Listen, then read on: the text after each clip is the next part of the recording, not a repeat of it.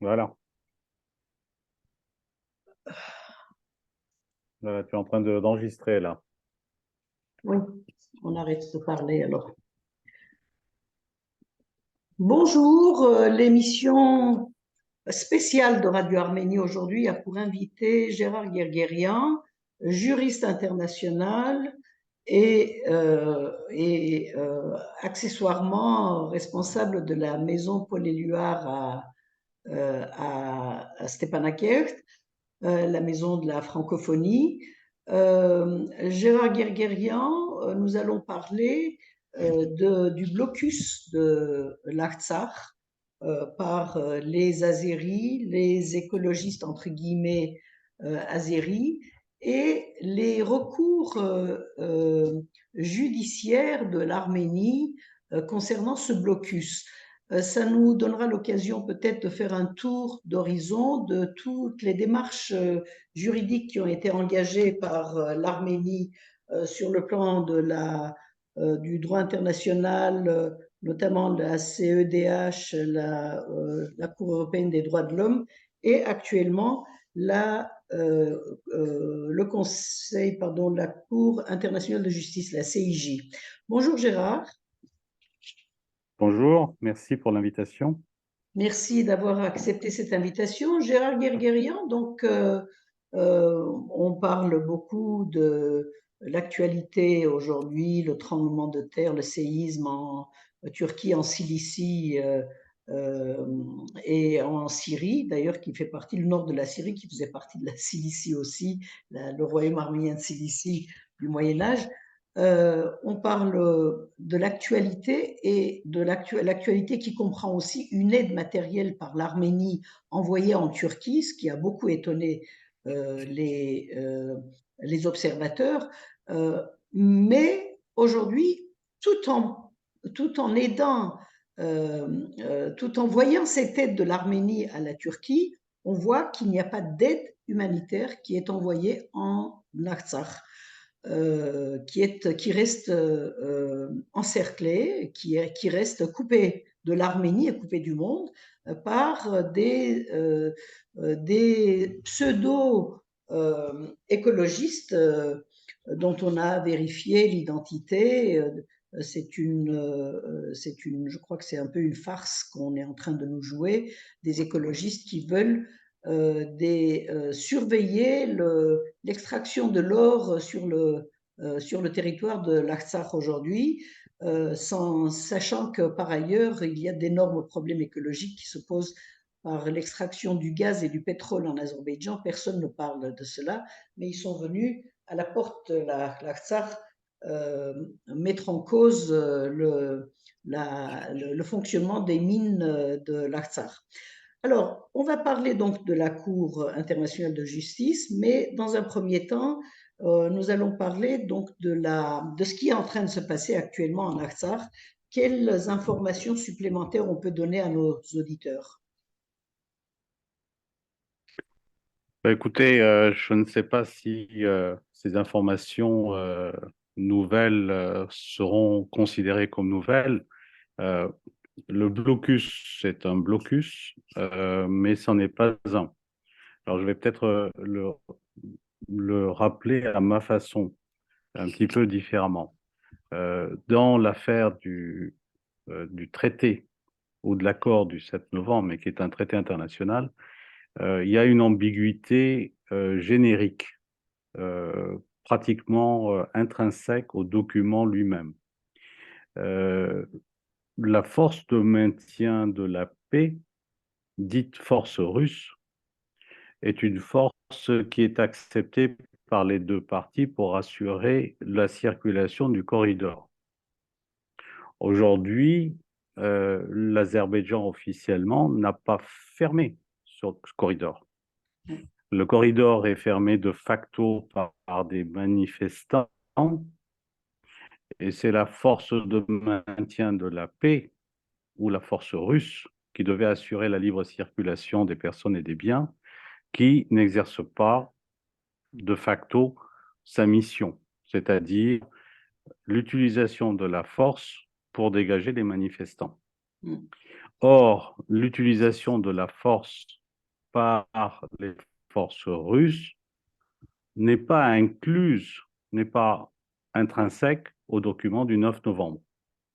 Donc, chacune N'est des parties pas, est en train excusez-moi, une de question, rejeter Gérard. la faute.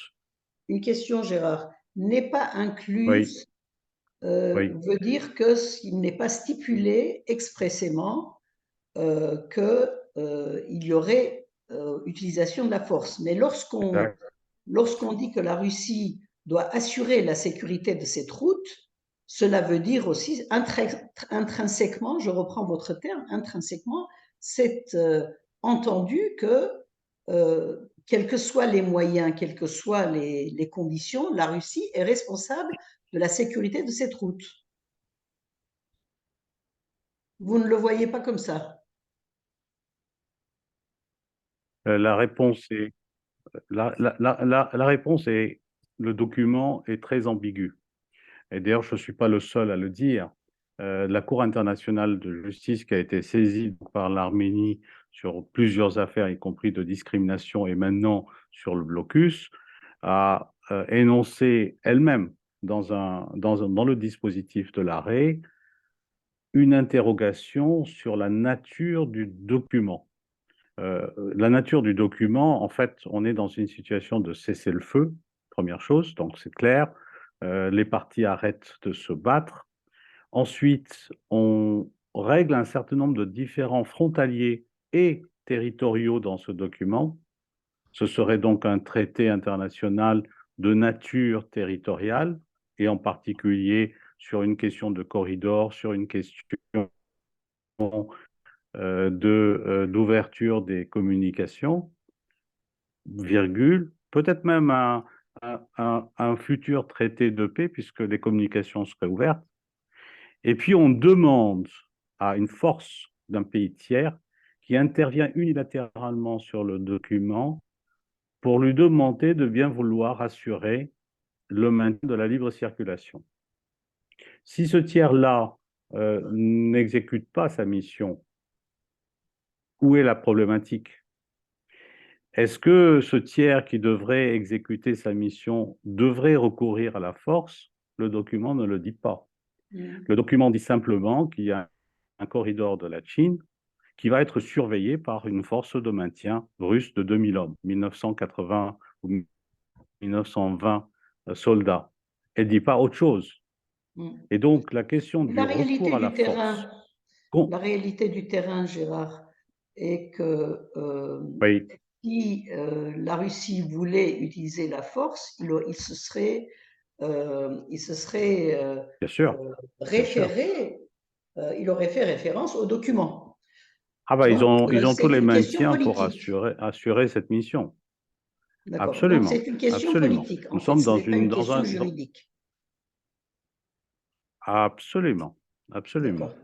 On est bien La d'accord. seconde, alors, la situation actuellement, c'est que le blocus est en cours, de facto par des manifestants, mais les forces russes sont en train de pourvoir à de l'alimentation, puisqu'ils font des convois de marchandises.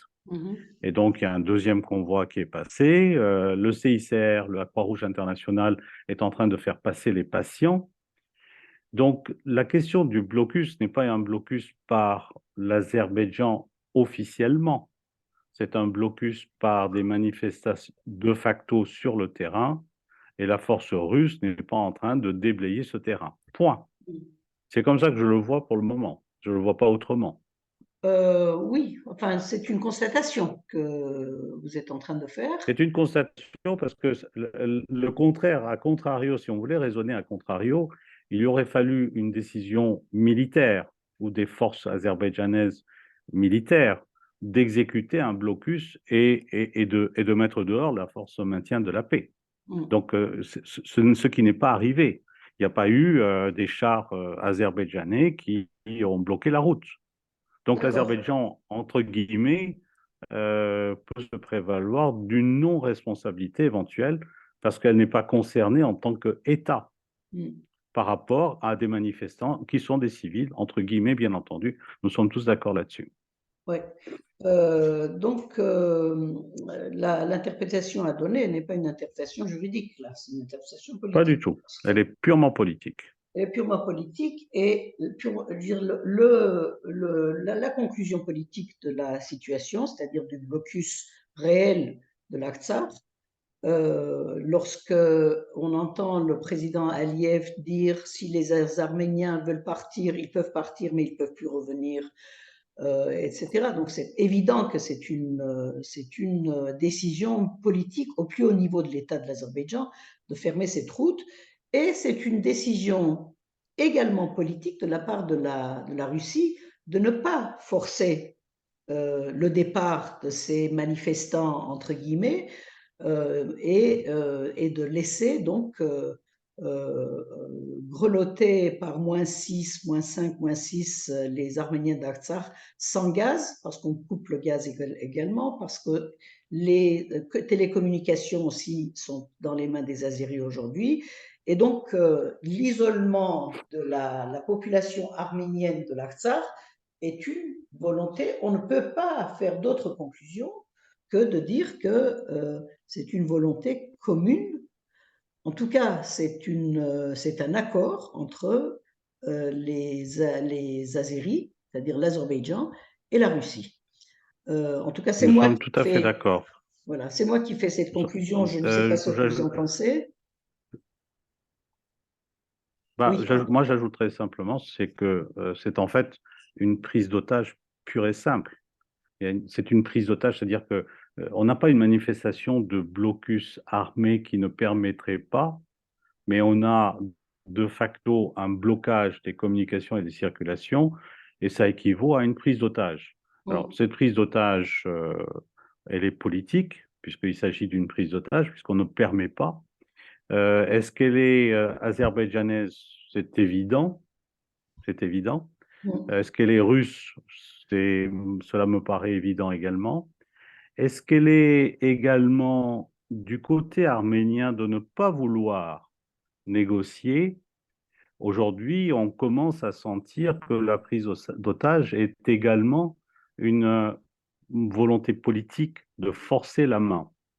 Et donc, par conséquent, on est dans un bras de fer purement politique de savoir qui va pouvoir céder ou qui va céder le premier, quant à savoir si on grelotte beaucoup, si on a faim beaucoup ou si on peut survivre beaucoup. D'où, de mon point de vue, les ouvertures qui se sont faites. Au début, elles étaient très innocentes avec la Croix-Rouge internationale. Maintenant que le temps a passé, ce sont des convois russes qui amènent de l'alimentation à Stepanakert. Et donc, la distribution des coupons se font parce qu'il y a un rationnement et la quantité n'est pas suffisante. Mais la force russe a été obligée, de facto, d'intervenir sur le plan humanitaire parce que ça équivaut tellement à une prise d'otage qu'on ne peut pas se permettre d'avoir une position politique devant la famine. Et donc, par conséquent, elle est en train de laisser passer de la marchandise actuellement. Alors, Et les malades, bien entendu. de la marchandise pour qu'on ne meure pas de faim, mais on n'est pas très loin de la sous-nutrition de la population, puisqu'on ne trouve pas Alors, dans les facilement maintenant. villages, dans Oui, les villages, c'est évident. Ce qui est en train de s'aggraver aujourd'hui, parce que je connais bien un petit peu la région pour y avoir vécu longtemps depuis de nombreuses années. Euh, à Stepanakert, on survit. On a faim, on a froid, ça c'est certain. Les écoles sont fermées, les cours ne se font pas, l'université est fermée, etc. Dans les villages, la situation est un peu plus problématique parce qu'aujourd'hui, l'essence est en train de manquer. Le diesel est en train de manquer. Et donc, par conséquent, les communications qui se faisaient jusqu'à présent sur la base des réservoirs qui existaient ou sur les stocks d'essence qui pouvaient exister ou de gaz, puisque la plupart des voitures sont au gaz, n'arrivent plus à circuler. Et donc, par conséquent, les bus ne peuvent pas circuler, donc les employés ne peuvent pas aller et venir, les marchandises ne peuvent plus circuler parce que le convoi humanitaire dit entre guillemets russe n'est pas en train de faire une distribution dans les villages ou dans les contrées lointaines.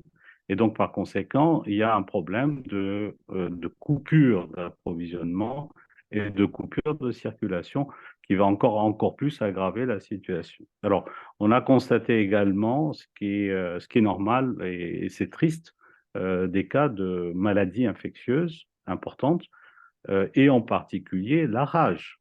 Alors, il y a encore quelques semaines, plusieurs semaines, j'entendais parler, je posais la question de la protéine et de la viande. Et tout le monde me disait, oui, la viande existe, on a des porcs, on a du porc, on a de la viande bovine. Mais vu la situation très anachronique du froid et de la difficulté des communications, le ministère de la Santé a émis une alerte officielle sur la rage. Pourquoi? Parce que il y a sûrement des détritus qui ne sont pas levés. Les camions ne peuvent pas nécessairement nettoyer au jour le jour. Les chiens errants ou les chats errants, etc. Et donc la rage est en train de se faire comme dans toute cité, entre guillemets, assiégée du Moyen Âge. Et donc il y a des cas de rage qui sont en train de se révéler. Donc même les personnes s'abstiennent de manger de la viande aujourd'hui parce qu'elles ont peur d'attraper une maladie infectieuse. Donc, devant cette catastrophe humanitaire, mais qui a aussi des relents de nettoyage ethnique, puisque c'est évident que ce que demande l'Azerbaïdjan, c'est que les Arméniens partent de l'Artsakh, ou alors que l'Artsakh rentre dans l'État de l'Azerbaïdjan, rentre dans la structure de l'État de l'Azerbaïdjan, se soumettent et renonce à sa spécificité, renonce à son indépendance, renonce à son droit à l'autodétermination. Devant cette situation humanitaire catastrophique, il y a des organisations internationales, des États qui ont condamné l'encerclement de l'Artsakh, en tout cas le barrage de la route. Le Parlement européen, l'Assemblée parlementaire du Conseil de l'Europe, les États-Unis, la France, voire même quelques autres pays. Récemment, la ministre des Affaires étrangères allemande qui a demandé aussi à l'Azerbaïdjan d'ouvrir la route, mais sans aucune mesure sans aucune mesure autoritaire, c'est-à-dire sans chantage, que si la route n'est pas ouverte, il y aura des sanctions contre l'Azerbaïdjan, etc. On est toujours sur le même mode de demander à l'Azerbaïdjan d'ouvrir la route et de régler ses problèmes par le dialogue avec l'Arménie, et toutes les instances internationales qui en ont parlé ont gardé ce ton, si vous voulez, de faire appel Exact. à la bonne volonté de l'Azerbaïdjan d'ouvrir la route, pour ouvrir la route, etc. Or, donc, l'Arménie, face à la situation qui s'aggrave, l'Arménie s'est adressée à la Cour internationale de justice. Il y a eu donc des auditions, il y a eu même parallèlement une demande de l'Azerbaïdjan contre l'Arménie. Donc l'Arménie a fait appel à la CIJ contre l'Azerbaïdjan, contre le blocus, et l'Azerbaïdjan, pour d'autres raisons, a fait appel à la Cour internationale de justice contre l'Arménie. De quoi s'agit-il? Qu'est-ce qui se passe à la Cour internationale de justice entre l'Arménie et l'Azerbaïdjan? Alors, il faut être un petit peu précis dans les terminologies que nous utilisons. Euh, la Cour internationale de justice, donc la CIJ en tant que telle, a fait l'objet de plusieurs requêtes arméniennes, et en particulier sur l'agression du mois de septembre dernier. Mhm. Est venu s'ajouter à cette requête de condamnation de l'agression azerbaïdjanaise sur le territoire arménien, est venue s'ajouter une requête spécifique sur des mesures conservatoires pour lever le blocus ou Mhm. permettre la libre circulation des marchandises. Là, alors, deux choses d'importance pour bien comprendre le contexte et la portée de ce qui est en train de se passer. La première, c'est que l'Arménie, en acceptant de faire des déclarations à Prague et à Sotchi sur son acceptation des déclarations d'Alma-Ata, qui sont au fondement de la démarcation des frontières entre les États anciennement fédérés de l'Union soviétique, a de fait accepté que l'Artsakh est incluse dans l'Azerbaïdjan. Et donc, à partir de ce moment-là, ce territoire dit de l'enclave azerbaïdjanais du Haut-Karabakh. Une petite précision sur cette première partie, Gérard. Oui. Donc, en se référant à la déclaration d'Alma-Ata, qui a conclu la désintégration de l'Union soviétique et où les États ont été reconnus par la communauté internationale globalement dans leurs frontières internes de l'Union soviétique. Exactement. L'Arménie, en reconnaissant, donc l'Arménie a insinué en se rapportant, en se référant à Alma-Ata, que c'est référé, donc en se référant pardon, au principe d'Alma-Ata, l'Arménie reconnaît ipso facto l'Artsakh, l'Artsakh, à l'intérieur de l'Azerbaïdjan. C'est bien ça. L'Arménie aujourd'hui considère elle-même qu'elle reconnaît l'Artsakh à l'intérieur de l'Azerbaïdjan. L'Arménie, en acceptant la déclaration Alma-Ata, qui est au fondement de la dislocation des républiques fédérées de l'Union soviétique, et qui détermine la reconnaissance des républiques fédérées sur le plan international, nécessairement fait inclure l'enclave du Haut-Karabakh à l'intérieur de l'Azerbaïdjan. Et le problème aujourd'hui qui se pose, et le seul problème qui se pose entre l'Arménie et l'Azerbaïdjan, c'est que l'Arménie n'a plus de revendications territoriales sur l'Azerbaïdjan. Elle a simplement une problématique de démarcation des frontières, parce qu'on ne sait pas très bien si la frontière, elle passe à 300 mètres ou à 200 mètres ou à 1000 mètres par rapport à un tracé géographique qui a été fait par les soviétiques à l'époque. Ça, c'est une donnée de fait. Maintenant, l'enclave du Haut-Karabakh, elle-même, en tant qu'enclave, à l'intérieur de l'Azerbaïdjan sur le plan territorial, elle peut avoir elle-même un droit à une autodétermination spécifique et par conséquent, elle se retrouve nez à nez et en direct désormais dans un conflit dit de reconnaissance de l'autodétermination ou de son droit à lui de pouvoir s'autodéterminer par rapport à l'entité souveraine dite de l'Azerbaïdjan. Donc, cette question du statut n'est pas morte, mais la question du statut, elle est totalement, éloignée désormais de l'Arménie. Jusqu'à présent, c'était l'Arménie qui avait un conflit à l'Azerbaïdjan en raison. Bien sûr, l'Arménie le dit ouvertement. L'Arménie dit que ce n'est plus le problème de l'Arménie. L'Artsakh n'est plus le problème de l'Arménie. Absolument. Elle dit simplement qu'elle voudrait bien, elle souhaiterait éventuellement dans le traité de paix à ce que les Arméniens du Haut-Karabakh aient des droits et soient assurés de leur sécurité. À l'intérieur d'un pourtour territorial ou pas, même pas, ce qui est le cas aujourd'hui, je veux dire, ce qui était le cas de l'Union soviétique n'est même pas réclamé. Et la question du corridor n'est même pas posée, au sens du corridor. C'est-à-dire, elle dit simplement le traité du 9 novembre, il faut le respecter.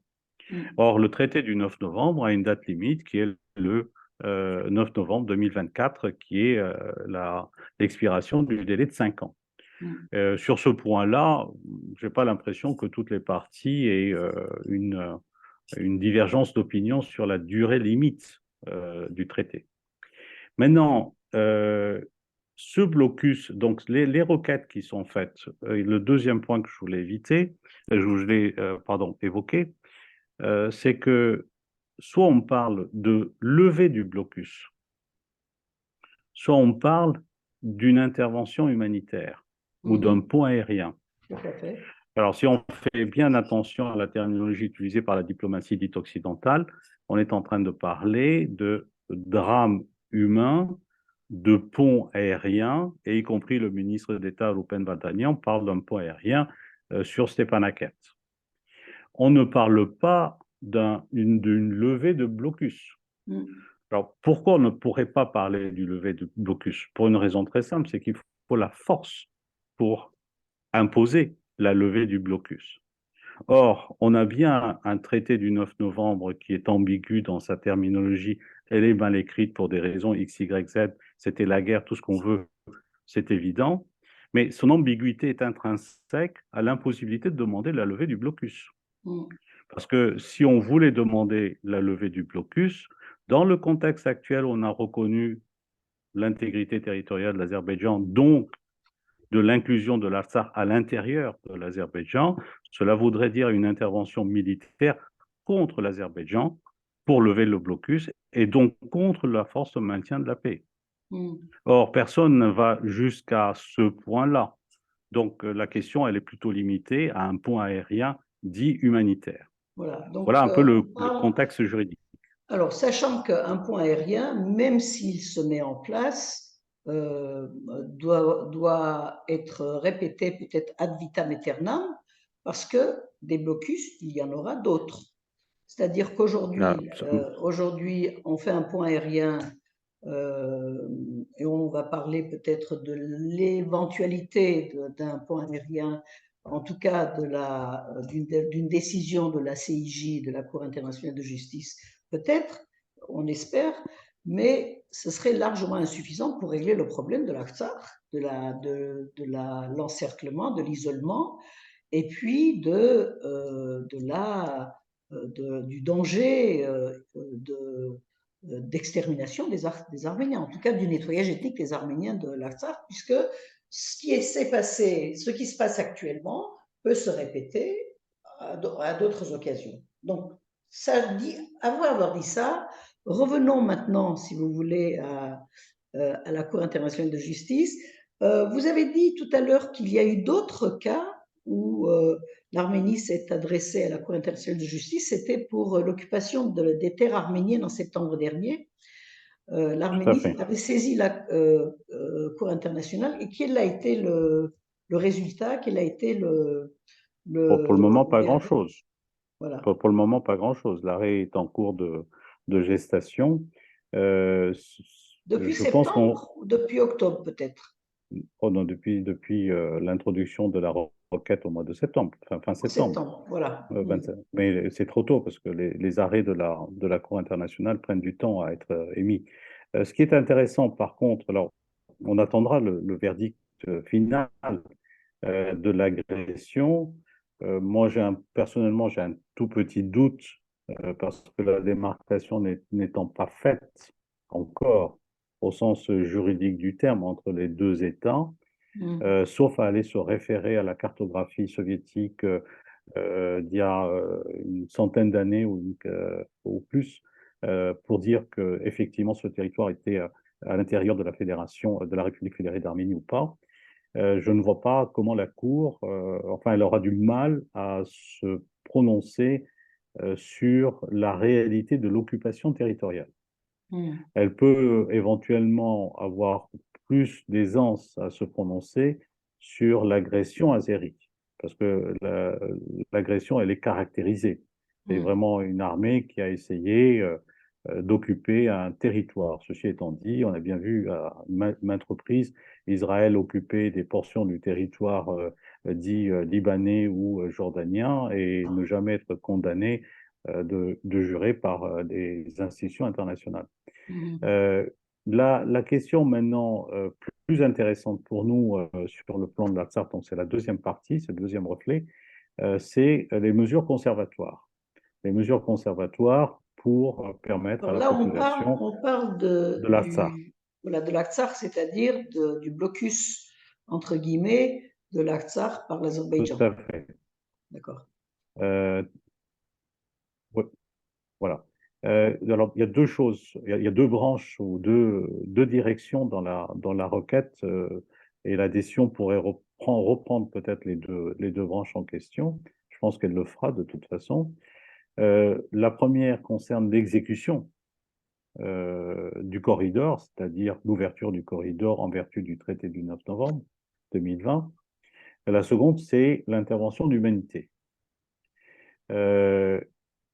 Si la Cour va jusqu'à la condamnation de la non-exécution de son obligation d'assurer la libre circulation du corridor de la Chine par la Russie, là, on se retrouve dans un problème de responsabilité de la Russie, qui n'aurait pas exécuté correctement sa mission d'assurer le maintien de la paix et la libre circulation des marchandises et des biens. Dans ce cas-là, la décision dite exécutoire, parce qu'elle sera nécessairement exécutoire, aura un caractère à légitimer une demande de responsabilité de la Russie. Alors, cette demande de responsabilité de la Russie a deux possibilités d'exécution. La première, via le Conseil de sécurité, au titre de l'article 94 de la Charte, dans la mesure où il y a une décision juridictionnelle qui a été énoncée par une cour habilitée à le faire.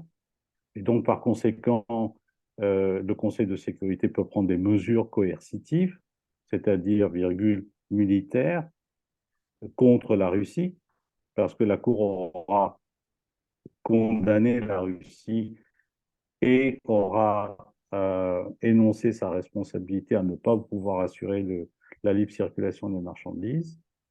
La deuxième possibilité qui a son importance, ce sont les contre-mesures, c'est-à-dire tous les États, quels qu'ils soient, devant une décision judiciaire qui aura énoncé une obligation d'exécuter quelque chose, auront la possibilité de s'en prévaloir et d'être légitimes dans leur action au niveau des contre-mesures. Alors, ces contre-mesures, elles ne sont pas nécessairement militaires, elles sont d'ordre économique, elles sont d'ordre juridique sur la personne, sur les personnes, elles sont au niveau du commerce international, elles peuvent être à tous les niveaux. Sur le plan militaire, beaucoup seront extrêmement réservés pour l'accepter et dire, comme en Libye, que la France ou la Grande-Bretagne avaient la possibilité de faire exécuter quelque chose, ce qu'elles ont fait, contraire un petit peu à ce que la résolution disait. Mais sur le fond, une décision judiciaire qui a l'autorité de la chose jugée et donc qui est exécutoire, nécessairement légitime une action et les contre-mesures sont des possibilités tout à fait possibles. Alors, sur le point aérien, alors, si on regarde le point aérien, l'aspect plutôt humanitaire, moi j'aurais tendance à dire qu'aujourd'hui, qu'il y ait une décision légitimement, qui légitime une action humanitaire, ou qu'il n'y ait même pas la décision qui puisse la légitimer, l'intervention d'humanité ou humanitaire à travers un point aérien ou à travers une autre possibilité, elle est juridiquement possible. On l'a vu en Somalie, on l'a vu en Yougoslavie. Alors, vous dites bien qu'il y ait une décision ou pas. Ah bah bien sûr, bien sûr. Et s'il n'y a pas de décision, donc on a le droit de faire un point Ah oui, aérien avec l'Artsakh. bien sûr. Pas bien sûr. En vertu de quoi? Je vais En vous vertu du droit citer, humanitaire? En vertu de quoi? en vertu de l'article 3 commun aux conventions de... Oui, bien sûr. Non, en vertu de l'article 3 commun aux conventions de Genève de 1949. Je vais vous citer, l'arrêt dit de Corfou, de la Cour internationale de justice. La fourniture d'une aide strictement humanitaire à des personnes ou à des forces se trouvant dans un autre pays ne saurait être considérée comme une intervention illicite. C'est-à-dire à partir du moment où il y a un cas de famine, où il y a un cas de nécessité, et qu'il y a une intervention strictement humanitaire, personne ne l'interdit et personne ne peut l'interdire, y compris le droit à la souveraineté ou le droit à l'intégrité territoriale. C'est une exception à l'article 2 de la Charte. Ceci étant dit, imaginons que, cela va, alors, pardon, il cela va, faudra pardon, attendre le je résultat. termine. Oui, pardon. Euh, Oui, oui. je veux simplement dire que si la décision elle est coercitive et qu'elle énonce l'obligation d'assurer un point aérien ou une fourniture alimentaire, cela va de soi, ça va encore mieux légitimer. Mais cette légitimation n'a pas besoin d'une décision judiciaire. Donc, On finalement, parle bien de strictement humanitaire, hein. On ne parle je pas de comprends bien, je force comprends bien. militaire. On parle de l'idée de faire parvenir des vivres et puis d'ouvrir une route humanitaire aérienne ou terrestre pour aider l'Artsakh et sa population d'éviter voilà, d'éviter de mourir de faim. D'ailleurs, si on regarde bien, les convois de la Croix-Rouge internationale qui amènent des patients d'un côté et de l'autre, ou qui ont amené des enfants pour réunir les familles, peuvent très bien être assortis de convois alimentaires. Elles ne le font pas parce que c'est la force russe qui l'assure, pour des raisons probablement politiques ou autres. Mais la Croix-Rouge internationale a la possibilité et probablement même le devoir d'assurer l'alimentation de la population et sa survie, bien entendu. Mais finalement, Gérard Guerguerian, on n'avait pas besoin l'Arménie n'aurait pas besoin de saisir la Cour internationale de justice si elle voulait apporter de l'aide aux Arméniens d'Artsakh. Ni l'Arménie, ni aucun autre pays. Ah bah, je vois pas comment on l'interdirait, si ce n'est par la C'est-à-dire, je veux force. dire, non mais, en droit international, l'Arménie avait le droit. Aujourd'hui,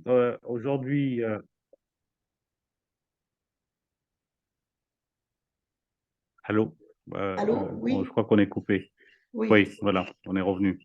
L'Arménie a la possibilité de fournir une aide internationale. La France a la possibilité de fournir une aide internationale humanitaire. Qu'elle se fasse par parachutage ou par la route, elle a la possibilité de le faire, bien entendu. Je vois pas, à part la force qui pourrait l'empêcher de le faire, si ce n'est le parachutage éventuellement possible. Alors, revenons. On parle bien de droit, qu'on soit Tout à fait, tout à fait, on est bien bien d'accord. précis. On Le est bien droit d'accord. humanitaire, depuis l'arrêt de Corfou, donne la possibilité de la fourniture d'une aide humanitaire. La réponse est oui. Revenons à la Cour internationale de justice. Donc, en fait, finalement, quelles sont les probabilités et quelles sont les. Alors, je ne vous demande pas de faire des prévisions sur l'arrêt de la Cour internationale, mais donc vous avez dit que la Cour a la possibilité de donner. Donc, il y a deux possibilités, une décision exécutoire. Alors, qu'est-ce que ça signifie, la décision exécutoire, qui aurait un caractère légitime, c'est-à-dire euh, dans le cas de l'Artsakh, c'est la Russie qui serait visée ou l'Azerbaïdjan qui serait visé, ou les deux?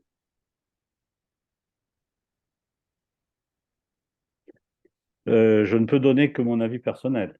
Oui, ben c'est Je intéressant. ne peux pas donner je peux pas donner un autre avis qu'un avis personnel. Euh, je reviens à la difficulté inhérente au document du 9 novembre 2020.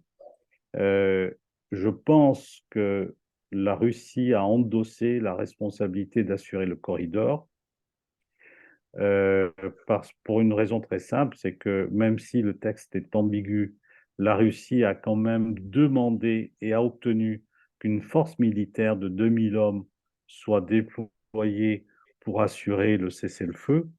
Et donc, de fait et dans la logique du système, elle doit assurer la libre circulation. Sinon, on ne comprendrait pas pourquoi une force militaire devait être déployée au niveau du corridor.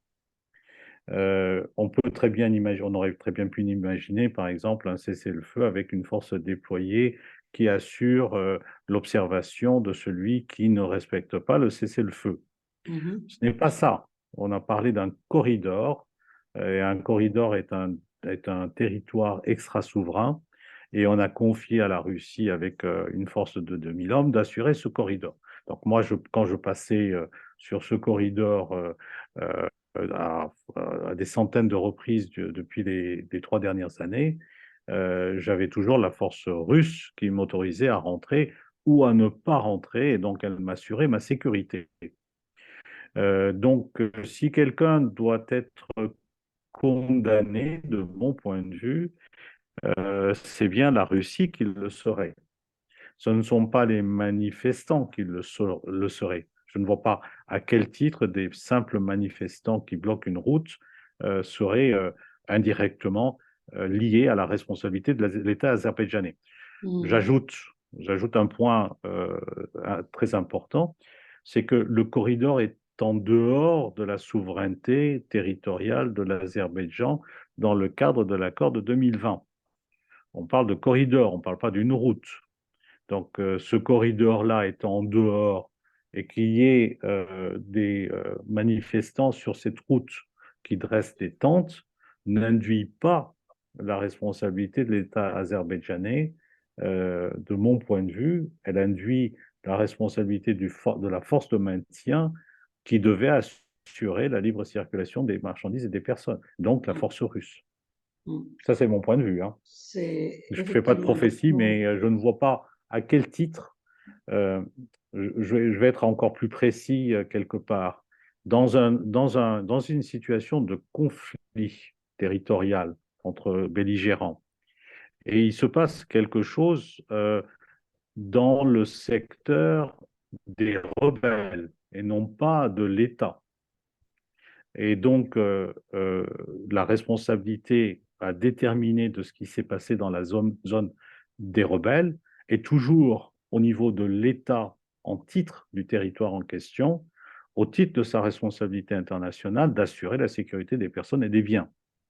C'est-à-dire, je vais sortir du corridor, on oublie le corridor, on oublie l'enclave, et on dit, l'enclave fait partie de l'Azerbaïdjan, très bien, il y a des personnes qui sont mortes sur cette route. Le responsable serait nécessairement l'Azerbaïdjan. Or, en l'occurrence, le corridor est en dehors de sa souveraineté. Et elle l'a confié, et elle a été d'accord, elle l'a confié à la force de maintien. Il se passe qu'il y a des manifestants civils qui bloquent cette route, nécessairement, c'est la force de maintien qui en est responsable. Sinon, on ne comprendrait pas pourquoi on aurait une force de maintien dans un corridor. Encore une fois, on ne parle pas de route. Tout à fait. Alors, que veut l'Azerbaïdjan, à votre avis, à part le but final euh, Pardon? de chasser Pardon. les Arméniens d'Artsakh à terme? Quelles sont les demandes officielles de l'Azerbaïdjan lorsqu'ils parlent des mines? Est-ce qu'ils veulent un contrôle des mines de l'Artsakh? Est-ce qu'ils veulent, en créant un parallèle entre le corridor de Pertsoch, entre l'Arménie et l'Artsakh, un parallèle avec le corridor qu'ils exigent de l'Arménie avec la Turquie, entre l'Azerbaïdjan, le territoire de l'Azerbaïdjan et le Nakhitchevan, l'exclave azérie. En réalité, qu'est-ce qu'ils veulent exactement? Alors, encore une fois, de mon point de vue, et c'est tout à fait personnel, je pense que l'Azerbaïdjan fait ce que devrait faire un État souverain dans le contexte suivant les accords de Prague et de Sochi. Et je pense qu'elle fait trois choses, de mon point de vue. La première, c'est qu'elle teste en réel la réalité de l'accord de Prague et de Sochi. L'accord de Prague et de Sochi reconnaît l'intégrité territoriale de l'Azerbaïdjan sur son territoire. Très bien. À partir de ce moment-là, elle dit, j'ai donc, si j'ai mon intégrité territoriale reconnue, j'ai donc le devoir et la possibilité de vérifier si mes sujets, notamment arméniens du Haut-Karabakh, respectent les lois sur la pollution, sur les routes, sur l'exécution d'un certain nombre de normes écologiques, etc. Donc, elle est en train de tester sa possibilité et l'acceptation de sa possibilité d'aller vérifier, d'envoyer un inspecteur. C'est comme en France, on enverrait un inspecteur à Bordeaux pour vérifier si l'eau est polluée ou pas. Elle est en train de vouloir faire exactement la même chose parce qu'elle considère que c'est son territoire. C'est un test. La deuxième chose qu'elle demande, je pense que c'est assez clair, elle a une demande proprement politique contre le Premier ministre. Je pense que là, il ne faut pas se cacher derrière une illusion. Le Premier ministre actuel, donc Rupen Valdanian, qui ne plaît pas très bien et qui remet sur la table euh, la question de l'indépendance de l'Artsakh, et de manière flagrante. La troisième, c'est qu'elle voudrait bien obtenir une contrepartie à son corridor qu'elle voudrait ne pas avoir, mais qu'elle est obligée d'avoir, c'est le corridor du Zangezur. Et donc, ces trois données sont des données fondamentalement politiques qui me font dire qu'elle n'est pas intéressée par la paix. Parce que si elle était intéressée par la paix, elle prendrait une attitude un peu différente. Maintenant, sa position, elle est gagnante-gagnante par la force des choses. Euh, pourquoi? Pour une raison très simple. C'est que tout à l'heure, on parlait d'épuration ethnique. L'objectif d'épuration ethnique n'est pas affiché, mais de réalité, de fait, le jour où le blocus va être levé et qu'on pourra passer par ce corridor, quand bien même sécurisé par ces forces de maintien de la paix, la moitié de la population va partir. Elle ne voit pas son avenir à l'intérieur de l'enclave. Donc aujourd'hui, on est à 120 000, 110 000, on ne sait pas très bien si c'est 125 000 ou pas. Mais le jour où le blocus sera levé, sachant que l'Arménie ne vient plus en aide et qu'elle s'est lavé les mains sur la question, je ne vois pas comment des gens de bonne composition espéraient pouvoir vivre et survivre et créer un État pendant 20 ans. D'autant que l'Arménie n'a plus la force militaire de soutien et qu'on constate que la force de soutien militaire russe n'exécute pas non plus sa mission de sécurité. Donc si on n'a pas la sécurité de l'Arménie, on n'a pas la sécurité des Russes, on a la sécurité de qui? De quelques milliers de soldats altsariotes, c'est très bien, mais ça ne va pas suffire pour tenir un territoire de 3 000 à 4 000 km². Donc, cette épuration ethnique se fera. Aujourd'hui, si elle ne se fait pas parce qu'on a des attitudes politiques et des cartes politiques à exiger et à vouloir obtenir, et qu'on n'arrive pas à obtenir, il suffira d'ouvrir la porte et puis il y aura au moins 20 000 personnes qui vont partir aujourd'hui. Et puis ensuite, il y en aura 30 000 au fur et à mesure dans le temps. Il n'en restera rien, ben, il n'en restera pas grand-chose, c'est évident. Donc c'est un portrait assez sombre qu'on prévoit pour l'Artsakh, parce que ce qu'a obtenu l'Arménie de l'Union européenne, ce sont des observateurs à sa frontière et non pas autour de l'Artsakh. Exactement. Exactement. La communauté internationale n'a pas envie actuellement, ne montre pas en tout cas d'intérêt à aller sur place, à part des déclarations, à challenger les Russes. Et on est peut-être, je me demande si on n'est pas un peu au début d'un processus d'intérêt. On est tout à fait encore au plan de l'intérêt et le fait qu'on suit les affaires de près, etc. On ne sait pas ce que ça va donner plus tard. L'Arménie n'a pas beaucoup d'options dans cette situation. À part L'Arménie a s'adresser à la CIJ, dont on ne sait pas la décision possible, le verdict possible, de toute façon, qui ne réglera pas le problème de l'Artsakh globalement. L'Arménie a essayé le Conseil de sécurité de l'ONU et ça n'a rien donné parce qu'il y a eu de blocage de la part et de la Russie et de quelques autres pays. L'Arménie n'a rien, n'a plus de cartes finalement à jouer sur l'Artsakh. Et elle a décidé, même dans le discours officiel, elle a décidé de laisser l'Artsakh à l'Azerbaïdjan et se contenterait de garanties, entre guillemets, de garanties de sécurité sur la vie des personnes, en réalité, aujourd'hui. C'est-à-dire quand l'Arménie parle des droits de l'homme en Artsakh et de l'exigence présentée à l'Azerbaïdjan d'assurer les droits des Arméniens, c'est une formule extrêmement vague et très incertaine, l'Arménie, finalement, a tout à fait renoncé à l'Artsakh. Ça me paraît évident. Mm.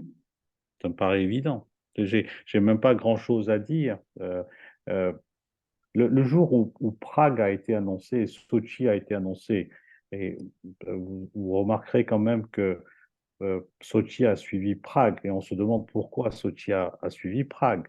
Prague a été très clair, mais c'était la même déclaration sur l'intégrité territoriale.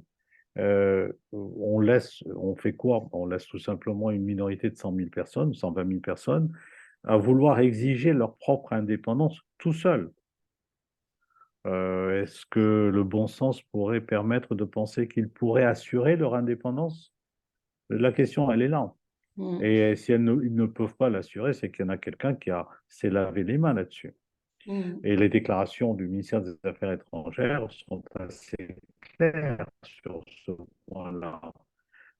On voudrait bien et on souhaiterait que les droits et la sécurité des Arméniens de Artsakh, c'est comme si on demandait à ce que la France demande à ce que les droits des Français vivant en Italie soient assurés et que leur sécurité soit assurée.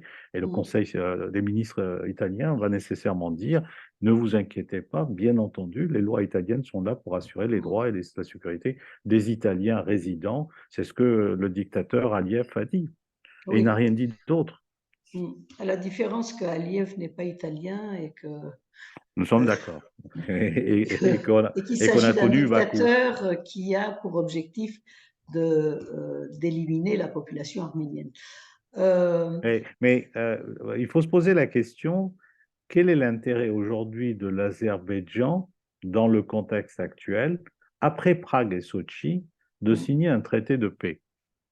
Et il faut renverser parfois les questions pour avoir comment dire, un reflet de vérité.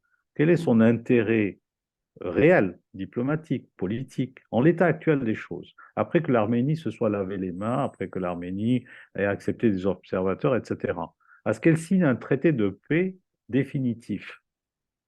Moi, je n'en vois pas. Mm. Elle a, elle n'a pas le corridor, certes, mais elle a la voie de communication, donc elle aura la voie de communication, Mm. et, euh, et elle a obtenu le Karabakh. Oui, tout à fait. Pour conclure peut-être cette interview euh, avec vous, Gérard Guerguerian, euh, quelle est quelle est la vision occidentale? Je dis occidentale parce que l'Union européenne, les États-Unis, ce n'est pas très très différent. Quelle est la vision occidentale du règlement du conflit entre l'Arménie et l'Azerbaïdjan? On voit bien donc, et puis la différence avec la vision russe. Donc la Russie disait jusqu'à maintenant, et ne le dit plus d'ailleurs, je crois, disait jusqu'à maintenant laisser le statut de l'Artsakh du Rarapar, donc du Haut-Rarapar, à plus tard, aux futures générations. Et pour l'instant, mettez-vous d'accord sur l'Arménie, sur les frontières de l'Arménie et de l'Azerbaïdjan, reconnaissez l'intégrité territoriale et on extrait de l'intégrité territoriale de l'Azerbaïdjan la question de l'Artsakh. Les États-Unis et la France et l'Union européenne disent donner, en réalité, ils disent laisser l'Artsakh, on n'en parle plus de l'Artsakh. Dans les discussions avec Charles Michel, on ne parle plus d'Artsakh. Et laisser l'Artsakh aux Azéris, quel que soit, et ça c'est nous qui le disons, quel que soit le sort des Arméniens et de la région arménienne de l'Artsakh, mettez-vous d'accord, faites la paix entre vous par le dialogue. Alors, entre les deux, qu'est-ce que l'Arménie est en train de choisir? D'un côté, les Russes, pour leurs intérêts, bien entendu, veulent que l'Artsakh existe toujours dans les conditions que nous voyons aujourd'hui, très précaires, avec la route qui peut se fermer à n'importe quel moment, à n'importe quelle occasion, et les Arméniens peuvent rester comme des otages des Azeris. Et de l'autre côté, les Européens et les Américains disent finalement mettez de côté l'histoire de l'Artsakh, on n'en parle plus, comme si le groupe de Minsk n'avait pas existé, comme si les États-Unis et la France n'avaient pas jusqu'à maintenant travaillé sur la question de l'autodétermination des Arméniens. Voilà. Donc, qu'est-ce qu'il faut, qu'est-ce que l'Arménie est en train de choisir entre ces deux pôles?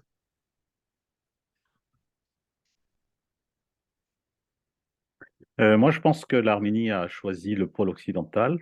Je pense clairement que elle a renoncé à la protection russe.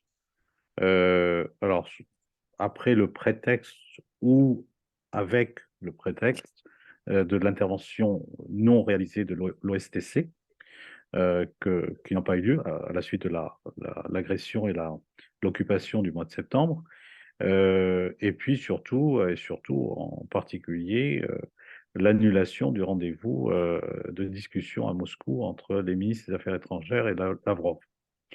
Là, il y a une position claire de préférence de la version occidentale du traité de paix, auquel s'ajoute son acceptation de mettre en place des observateurs européens sur sa frontière.